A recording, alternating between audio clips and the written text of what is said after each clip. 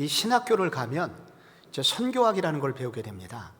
그때 우리들이 추천받는 책의 공통점이 있는데 랄프 윈터라는 박사의 글을 읽도록 되어 있습니다.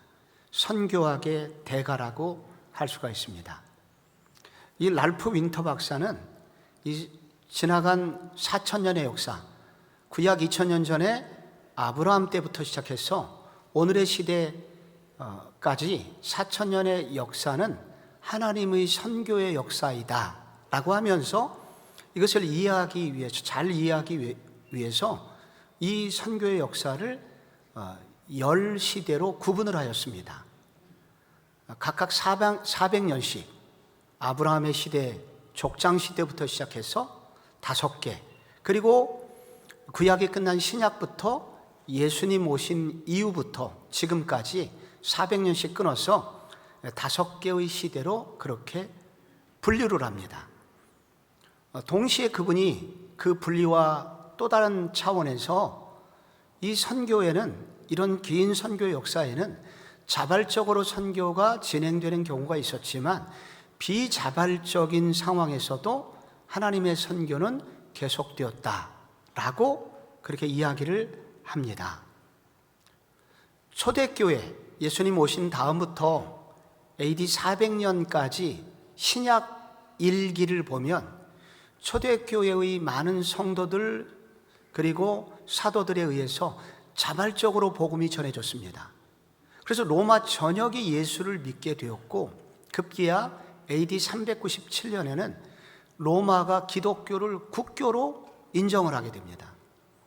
그래서 많은 사람들이, 대부분의 사람들이 교회를 다니게 된 것입니다. 그런데 400년부터 무슨 일이 생기냐면 북쪽의 야만인들이 로마를 침공하게 되고 많은 사람이 북쪽으로 잡혀가게 됩니다. 이 시기를 야만인 선교의 시대다 이렇게 부릅니다. 그리고 800년부터 1200년까지는 더 북쪽에 있는 해적들, 바이킹이라고 하죠.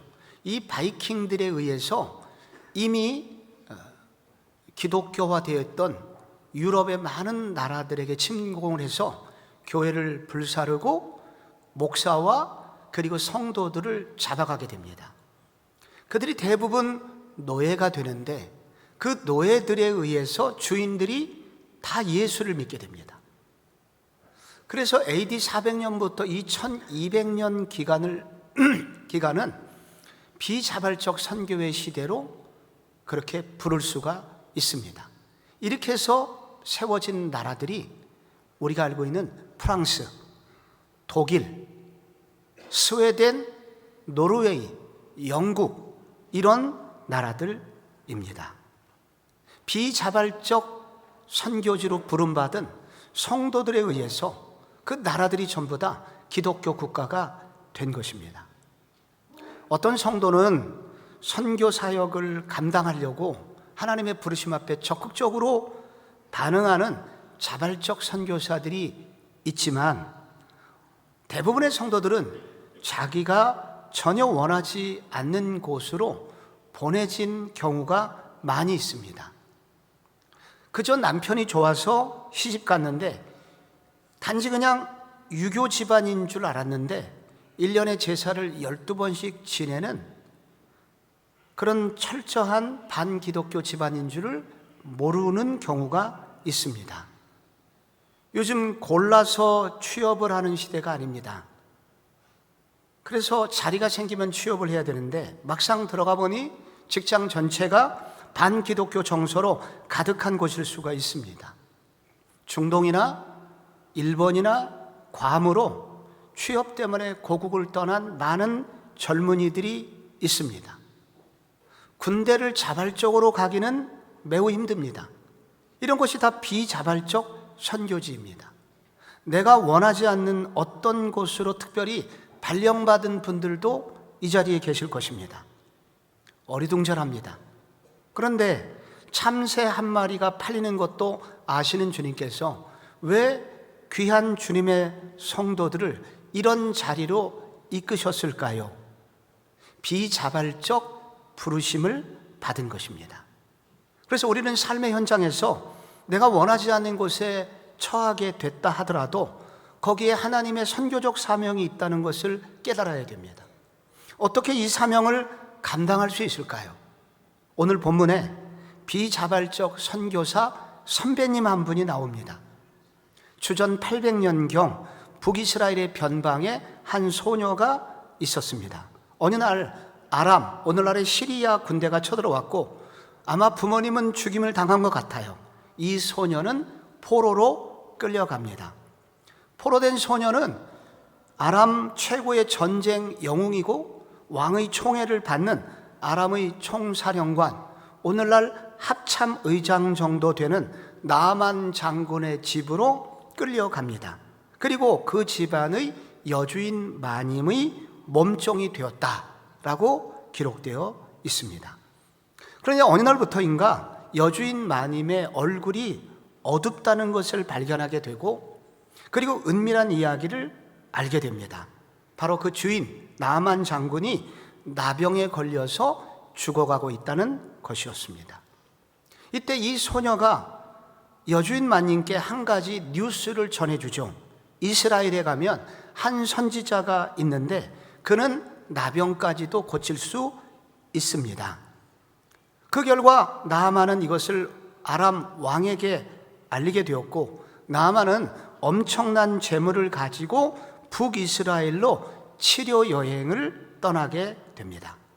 결국 엘리사 선지자에 의해서 이 나아만이 고침을 받고 나아만의 피부가 어린아이의 피부처럼 새로워졌습니다. 그런데 더 놀라운 것은 이 치유된 후에 나아만 장군이 놀라운 고백을 합니다. 그것이 17절이에요. 나아만이 이르되 그러면 청하건대 노새 2마리의 실을 흙을 당신의 종에게 주소서. 이제부터는 다른 제사를 여호와 외 다른 신에게는 드리지 아니하고 다만 여호와께 드리겠나이다. 엄청난 고백입니다. 나아만이 야훼 신앙, 여호와 하나님을 믿게 된 것입니다. 이스라엘 백성들만이 믿는 여호와의 이름을 그는 분명히 고백을 하고 있습니다. 나아만이 집에 돌아왔을 때 그의 부인과 그 자녀들에게 뭐라고 말했겠습니까? 오늘부터 우리는 여호와 하나님만을 믿을 거야. 그래서 그 집안 전체가 복음화가 됩니다. 이 모든 일이 어떻게 일어났습니까? 끌려간 자리에서 선교적 사명을 감당한 한 소녀 때문입니다. 참혹한 아픔을 당했고 차별과 멸시의 땅에서 어떻게 이 소녀는 이런 선교적 사명을 잘 감당할 수 있었을까요? 이 소년을 움직이고 있었던 이 힘, 영성은 무엇일까요? 이 본문을 쭉 읽어보면 그곳에서도 일하시는 하나님, 그 하나님을 신뢰하는 믿음이 있었다는 것을 발견하게 됩니다. 이 스토리에서 큰 질문이 하나 있습니다. 도대체 어떻게 이 소녀의 말만 믿고 나아만은 이런 모험적 여행을 떠날 수 있었을까? 나아만이 이것을 왕에게 얘기했을 때 질문했을 거 아닙니까? 너 그 얘기 어디서 들었어? 국정원의 보고도 아니고 외무부 장관이 보낸 서신도 아니고 우리 집에 있는 끌려온 몸종으로부터 들었습니다.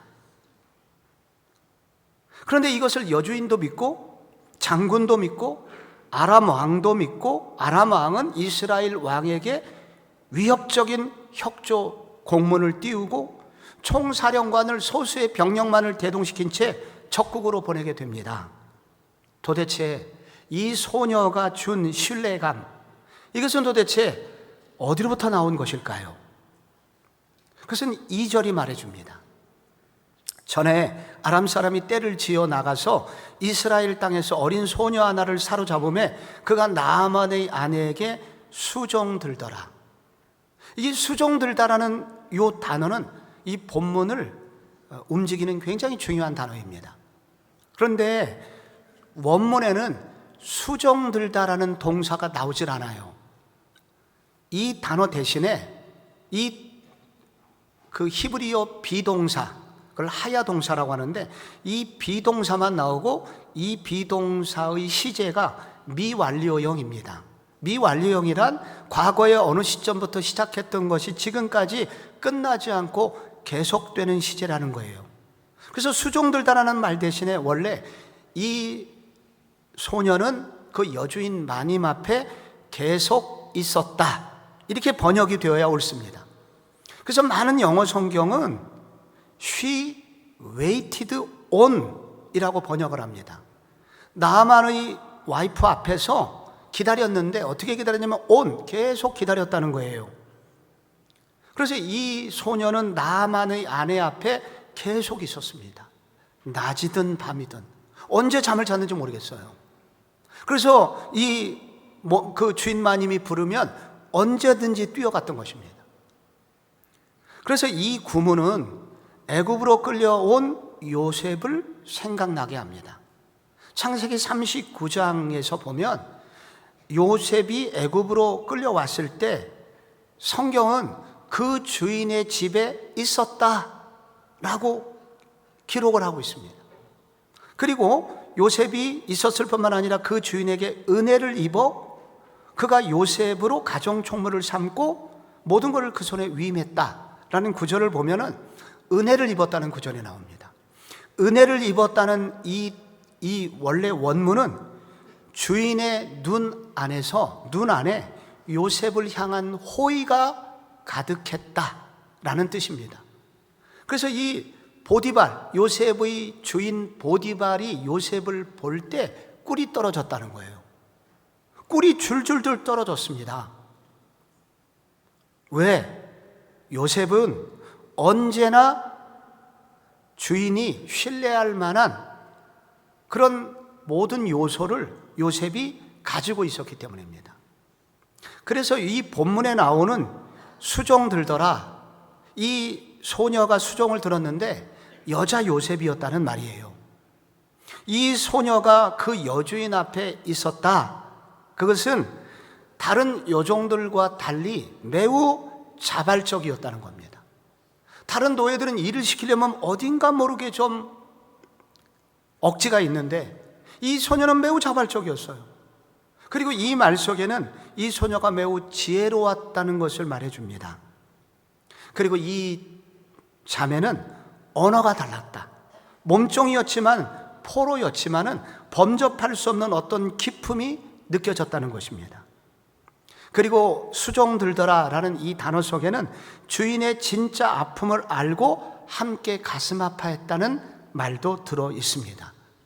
주인 마님은 밤마다 은밀하게 남편의 몸에서 나오는 그 종기에서 나오는 진물을 닦아내야만 했을 겁니다.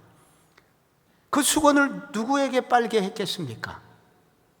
나중에는 나병이 점점 번지면 그 주인 마님도 함부로 닦을 수 없었을 때, 너무 징그러워서 어떻게 할 수 없었을 때 이 몸종이 함께 했을 수 있는 가능성도 높습니다. 한마디로 이 집안에서 이 자매는 신실한 자매로 인정을 받은 것입니다. 끌려간 그 자리였지만 그곳에서 사랑하고 사랑받고 믿을 만한 친구가 된 것입니다. 군대 총사령관의 부인이 그동안 한두 명의 몸종을 거느려 본 것은 아닐 겁니다. 그런데 이번 몸종은 무엇인가 달랐습니다. 그렇다면 여러분, 이 소녀는 어떻게 이렇게 주인을 섬길 수 있었을까요? 여기서 열왕기서를 이해할 필요가 있습니다. 우리가 지금 열왕기서를 읽었는데 이게 언제 기록됐냐면 열왕기하 맨 끝에가 25장인데 25장에 보면은 BC 586년에 바벨론이 침공하여 유다 예루살렘의 성전이 완전히 불에 타고 유다의 전임 왕 그리고 마지막 시드기야 왕이 짐승처럼 끌려가는 장면이 나옵니다. 그래서 북이스라엘도 망하고 남유다도 다 망한 이후에 포로의 시기에 이 열왕기서가 기록이 됩니다. 그래서 이 열왕기서에는 왜 우리가 망하게 되었는가 라는 큰 대주제, 반성적 질문이 여기에 들어있고요. 우리는 그렇다면 포로 생활을 어떻게 지혜롭게 해야 되나 하는 현실적 주제가 여기에 들어있습니다. 그래서 여러분 1절을 다시 한번 읽어보시면 이 구절이 이제 비로소 이해가 갑니다. 아람 왕의 군대 장군 나아만은 크고 존귀한 자니 이는 여호와께서 전에 그에게 아람을 구원하게 하셨음이라. 여호와께서 이방의 나아만을 쓰셨다. 아람을 구원하게 하는 일에 이 나아만을 쓰셨다라는 구절이 처음에는 이해가 안 갑니다. 이게 무슨 말일까요? 이 구절을 많은 성경학자들은 열왕기상 22장에 나오는 아합 왕이 전사한 길앗 라못 전투를 가리킨다고 보았습니다. 우상 숭배자였던 북이스라엘의 아합 왕을 무너뜨리기 위하여 하나님은 이방인 장수를 사용하셨다라는 얘기입니다. 우리가 믿는 이스라엘의 하나님 여호와 하나님은 어떤 하나님이냐? 이스라엘 땅에 갇혀 계신 분이 아니라 이스라엘을 넘어서 아람이든 혹은 저북쪽의 바벨론이든 이 모든 나라를 통치하시는 하나님이시다 하는 것을 알려주고 있는 것입니다. 한때 자기 백성이 죄를 지어서 하나님께 버림을 받은 것 같아도 끌려간 그 땅도 하나님이 주인이시며 바로 그곳에서도 하나님이 함께 계시다 하는 것을 말씀해 주고 있는 것입니다. 그래서 나만의 집안에서 일어나는 어떤 일도 우연일 수 없다. 그 1절이 끝난 다음에 곧바로 2절의 소녀 이야기가 나오는 것입니다. 이게 무슨 말이냐면 포로로 끌려온 그곳도 하나님이 함께 계시는 곳이다. 이 소녀가 그 하나님을 믿고 있었다는 것입니다. 소녀는 비록 포로로 끌려갔지만은 절망하지 않았다는 겁니다. 인상을 찌푸리지 않았다는 것입니다. 왜냐하면 포로된 그 땅이지만 그 땅을 보내신 분도 하나님이시고 그 땅에서 함께 하시는 분도 하나님이심을 신뢰하고 있었기 때문입니다. 우리 성도들이 끌려갈 때가 있습니다. 어느 곳에 의도하지 않게 보내질 때가 있습니다.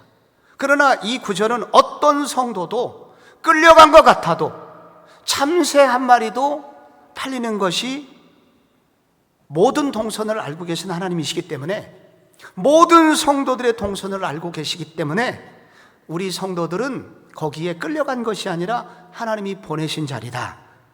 그러니 소극적이 되지 말고 적극적이 되어라. 이 소녀는 바로 그러한 믿음을 가지고 있었다는 것입니다. 강남터미널 앞에 한신교회라고 있습니다. 전에 섬기던 목사님이 제가 섬기던 교회에 왔을 때 했던 잊혀지지 않는 인상적인 그 교회 자매님의 결혼 이야기가 있습니다.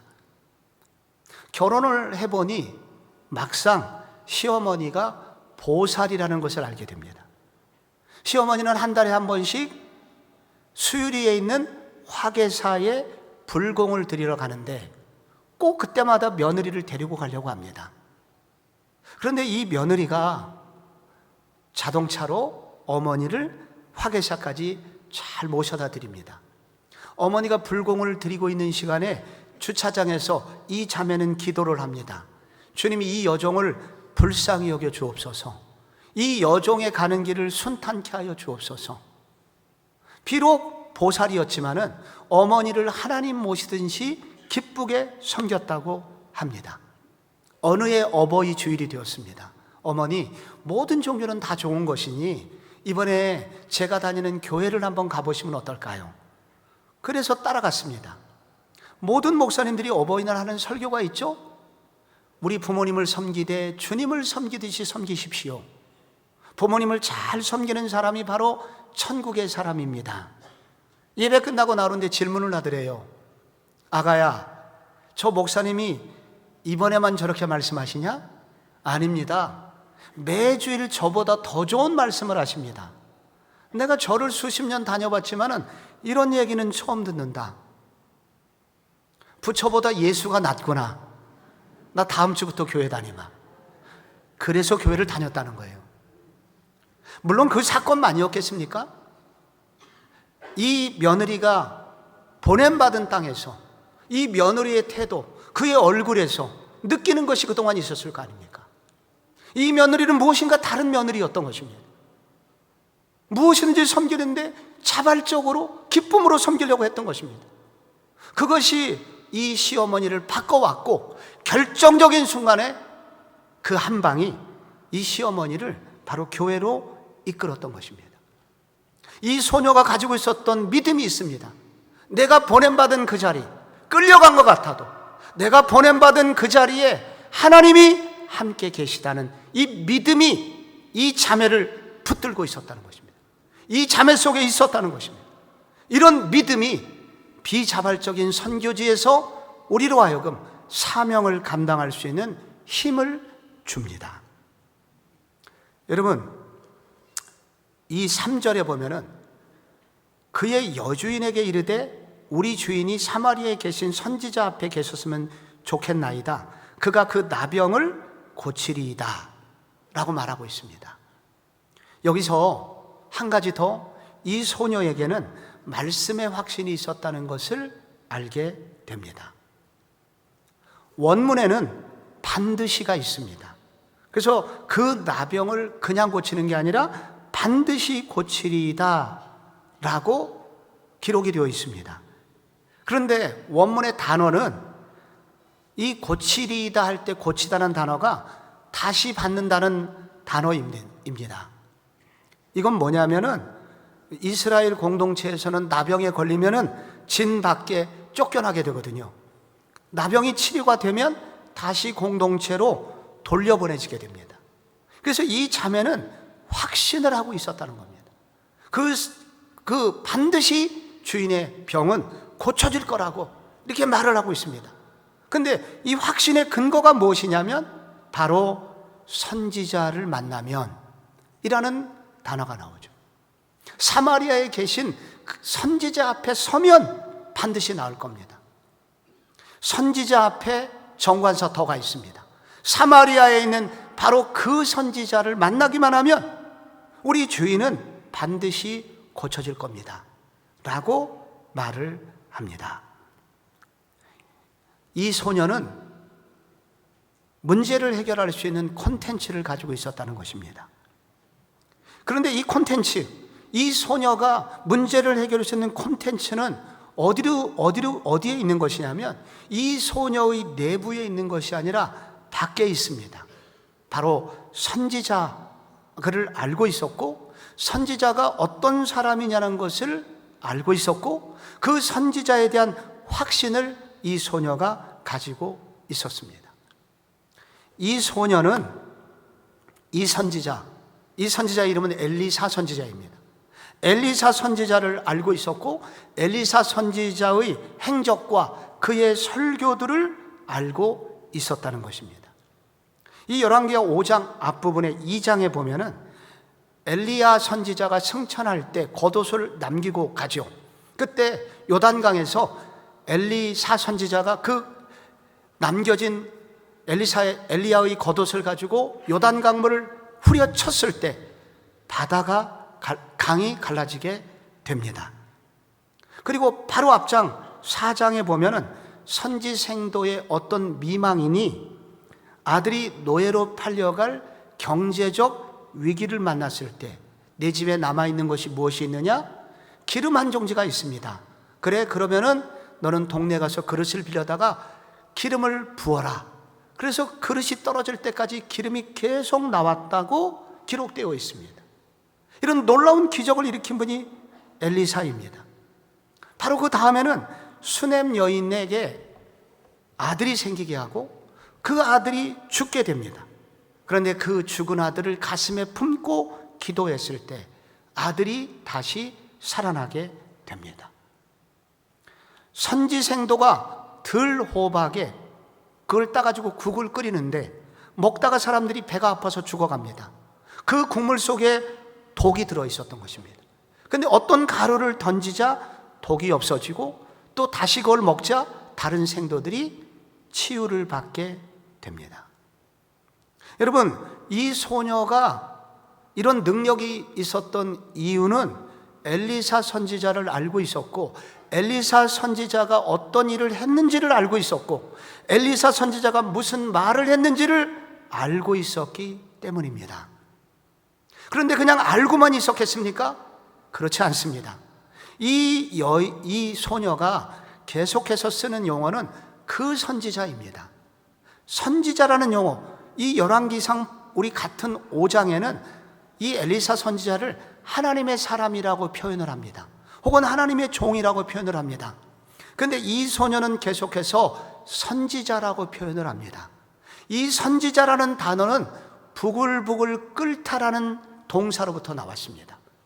그래서 엘리사 선지자는 어떤 분이냐? 바로 하나님의 말씀이 가슴에 부글부글 끓어서 하나님의 말씀을 전하는 종이라는 확신이 이 소녀에게 있었습니다.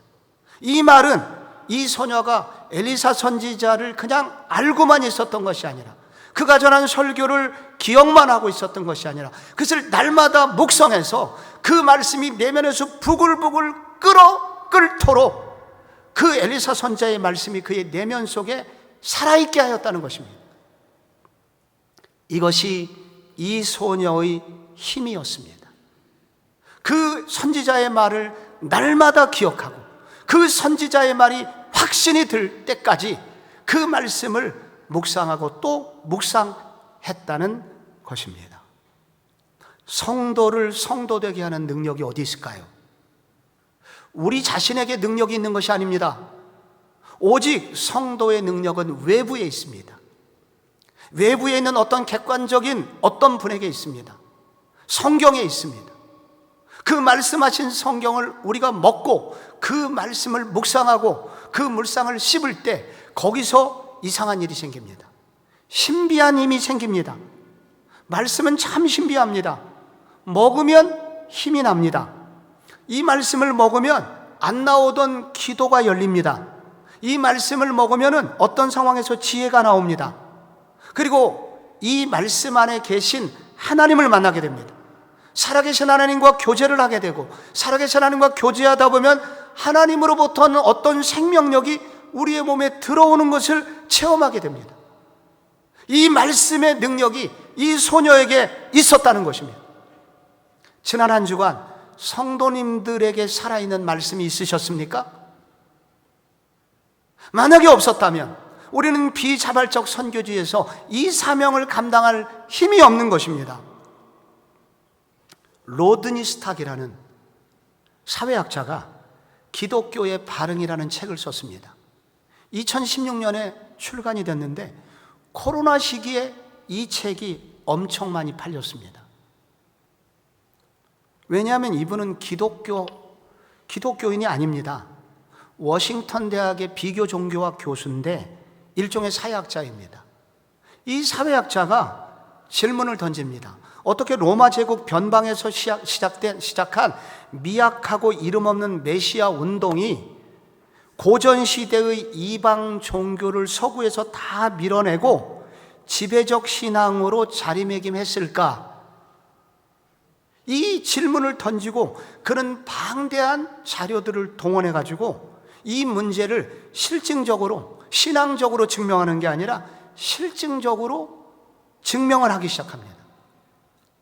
주 165년에 마르쿠스 아우렐리우스 황제 때 가공할 역병이 로마 전역을 강타하여 인구 3분의 1이 죽었습니다.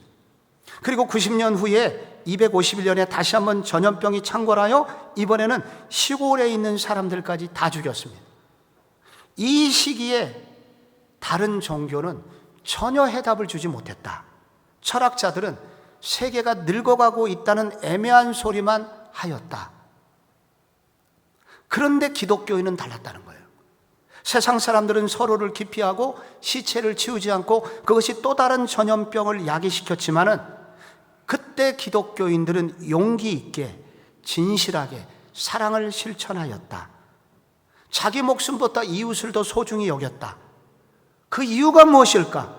이 학자가 연구를 해보니까 이들에게는 천국이 존재한다는 분명한 믿음이 있었고, 예수가 전해준 말씀, 내가 줄일 때에 먹을 것을 주었고 목마를 때 마실 것을 준 것은 그 지극히 작은 자에게 한 것이 곧 나에게 한 것이다 라는 말씀 등과 같은 이 그리스도의 말씀에 대한 확신이 있었다.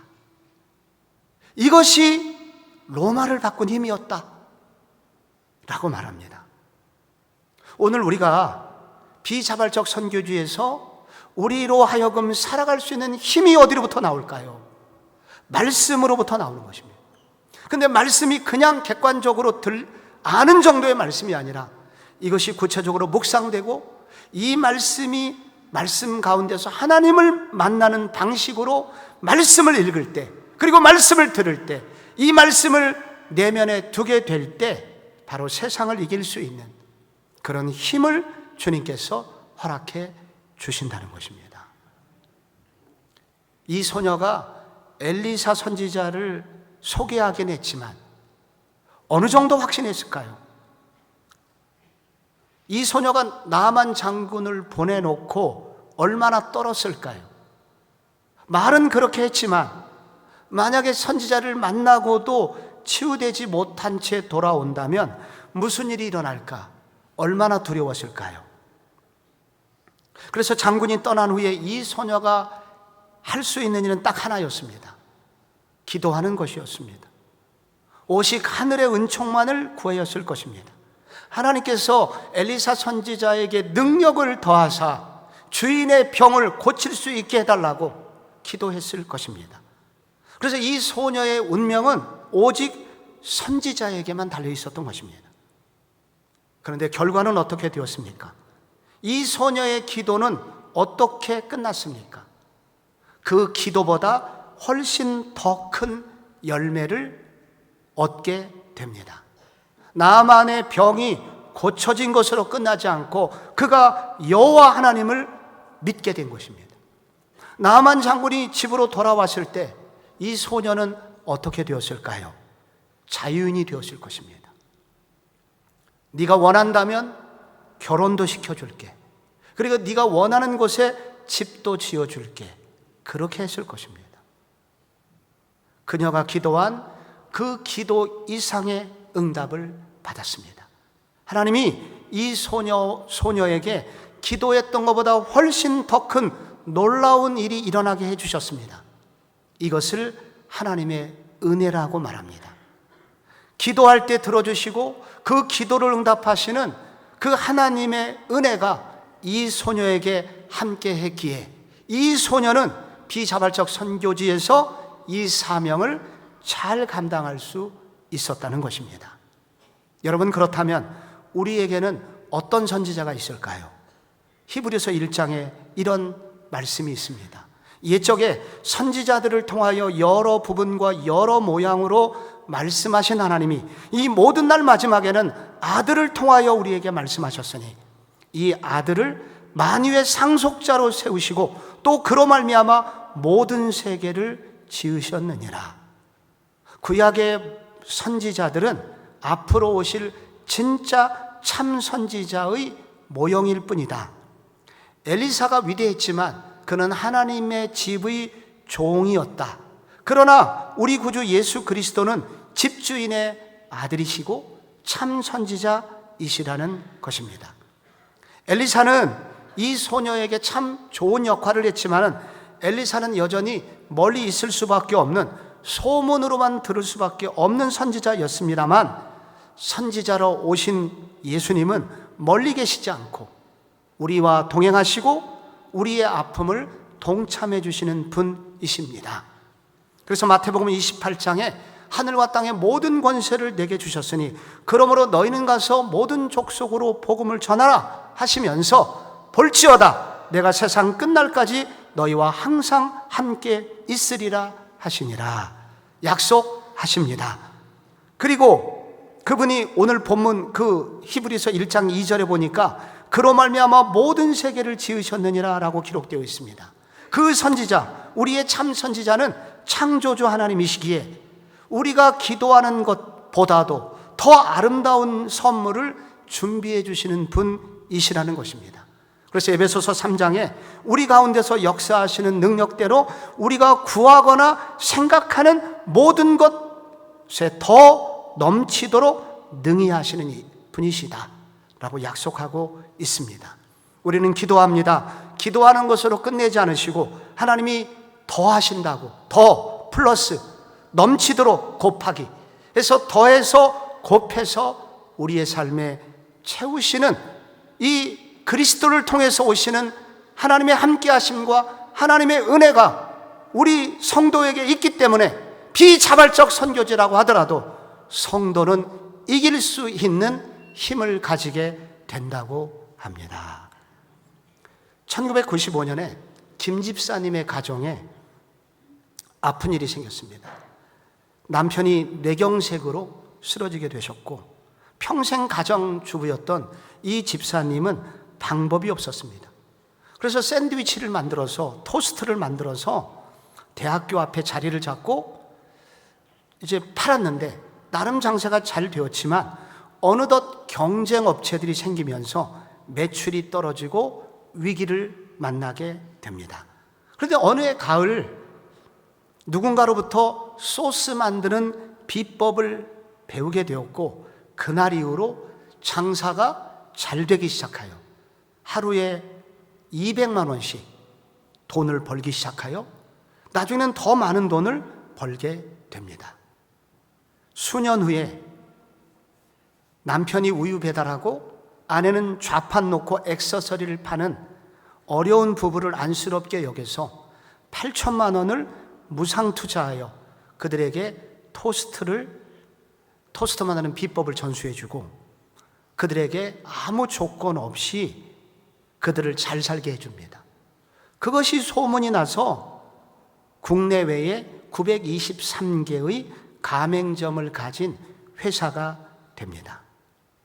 그런데 이 회사의 수익금의 상당수는 소년소녀 가장독기나 독거노인과 장애인을 섬기고 20톤짜리 병원선을 구입하여 섬들의 의료봉사를 하고 있습니다.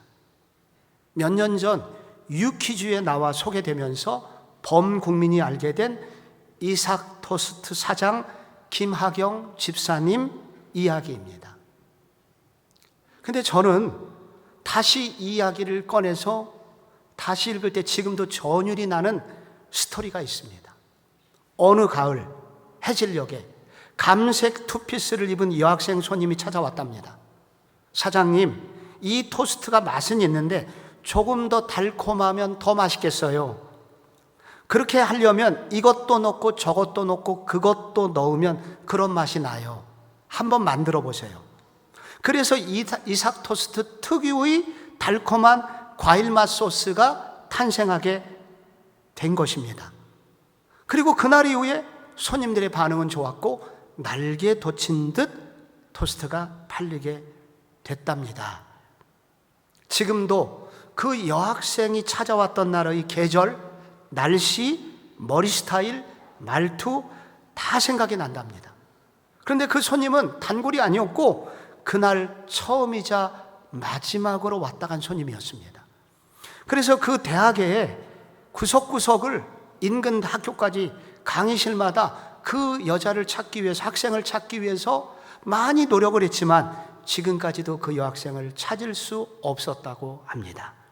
그래서 김하경 집사님은 천사가 왔다 갔나 보다 그렇게 생각했다고 합니다.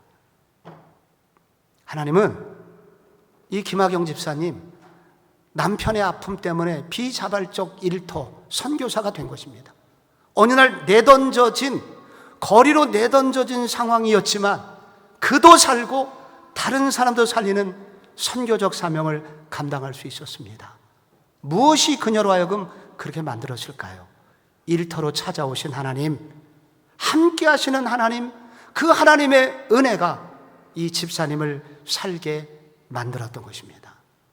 성도 여러분은 어느 곳에 부름을 받으셨습니까? 성도 여러분이 지금 부름받은 비자발적 선교지는 어디이십니까? 오늘 이 나만 장군의 문제를 해결했던 이 소녀처럼 여러분의 삶도 여러분 때문에 여러분의 직장도 회사도 가정도 살 뿐만 아니라 여러분은 더욱더 존귀한 하나님의 사람으로 쓰임받기를 주 예수 그리스도 이름으로 축원합니다.